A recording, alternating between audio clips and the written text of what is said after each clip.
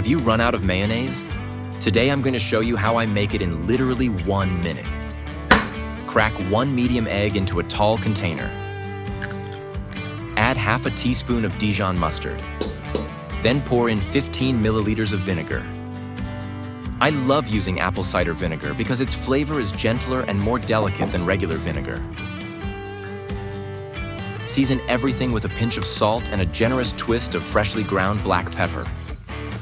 And right at the end, I like to add a touch of garlic. 1 small clove, or half of a large one, is more than enough to give it that irresistible depth. Now slide in the immersion blender and try not to make a mess. Slowly pour in 200 milliliters of oil. Pour it carefully so it doesn't mix with the rest of the ingredients just yet. Turn on the blender and don't lift it for about 20 seconds. Let the magic happen at the bottom. Then slowly start lifting it upward. And there you have it. Silky, creamy, perfectly luscious homemade mayonnaise. Stored this way, your mayonnaise will keep in the refrigerator for about a week. And if you're worried about using raw egg, simply swap it for a hard-boiled one instead. That's it for today, folks. Don't forget to give it a thumbs up, drop a comment, and I'll see you next time. Bye.